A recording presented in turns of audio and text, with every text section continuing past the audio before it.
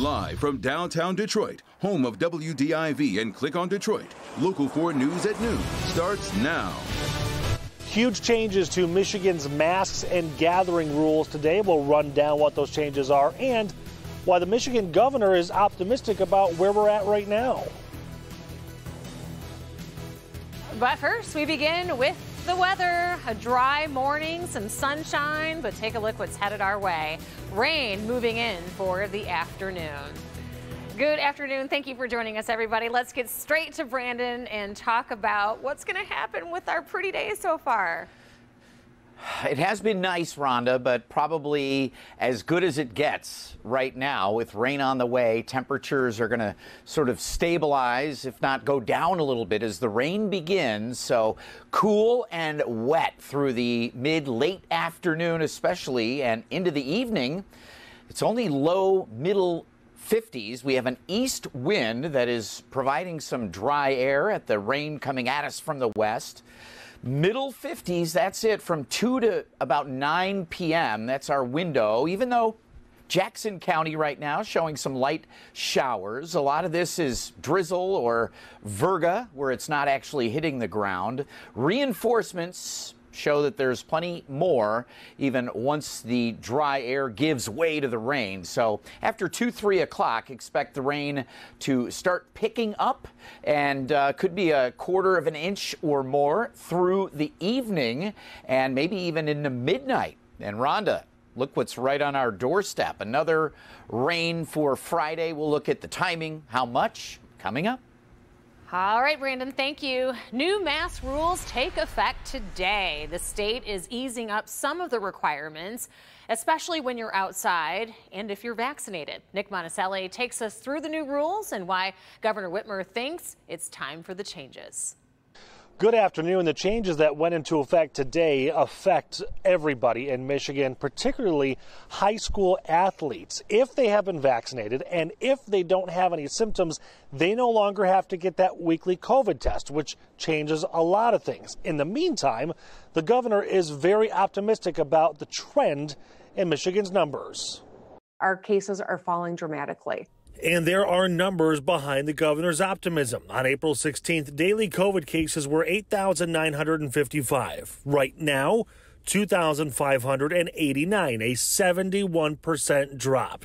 Hospitalizations during the same time period were 4,183. Yesterday, they were 2,861, down 31%. There's also the possibility children 12 to 15 could become eligible for vaccines, but the governor says they likely will not be a factor in Michigan's numbers.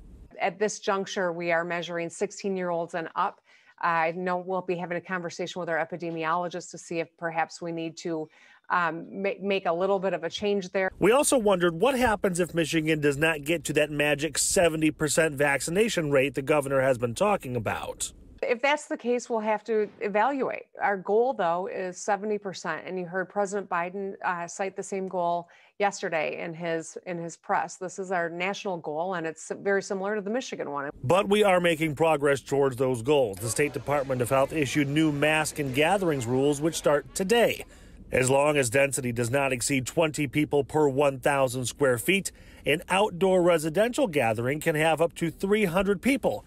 If you can cap the guest list at 100, no masks are needed.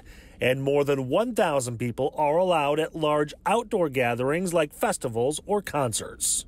Something else that might help with Michigan's vaccination rates are the snowbirds. If they're down in Florida, Myrtle Beach, wherever they might be, and got vaccinated but didn't put their Michigan zip code down, those numbers could jump up once they start reporting them and actually make the numbers correct.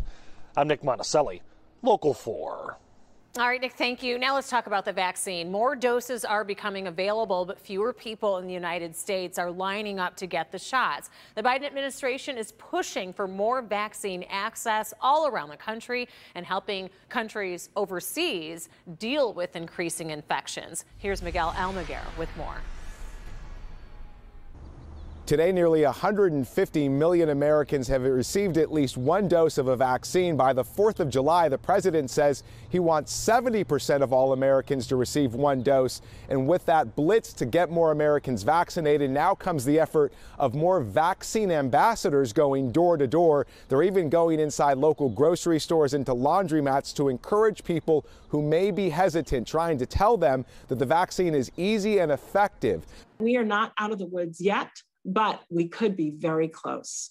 All of us are getting fully vaccinated, and continuing our prevention efforts can help us turn the corner on the pandemic as early as July. Meantime, across the country, there's been more reopenings. Businesses are moving at fuller capacity, and soon we expect many businesses to open with no restrictions at all. But again, this morning and today, the push remains vaccinating more Americans. Miguel Almaguer, NBC News. Thank you, Miguel. Here in Michigan, almost 51% of eligible Michiganders have received at least one dose of the vaccine.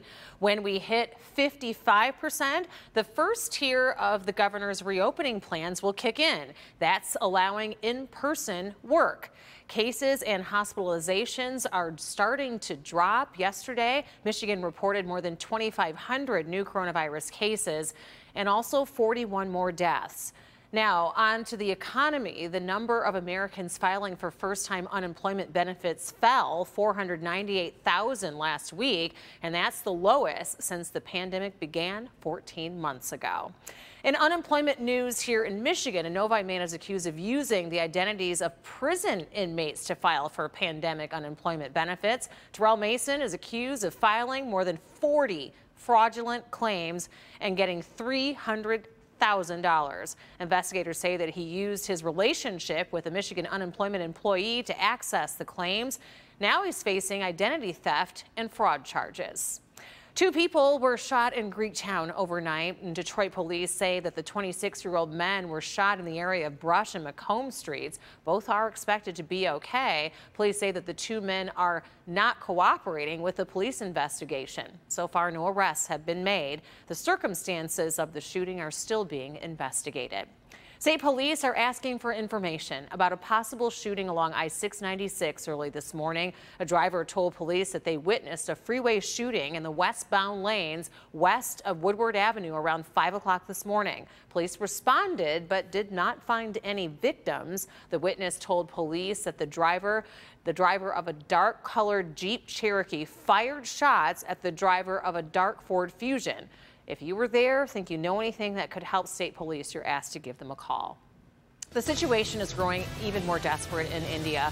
Drastic measures that they are taking just to get more oxygen tanks as COVID cases are soaring out of control. And 2 Americans found guilty of murdering a Rome police officer, the case that could have them spending the rest of their lives in an Italian prison.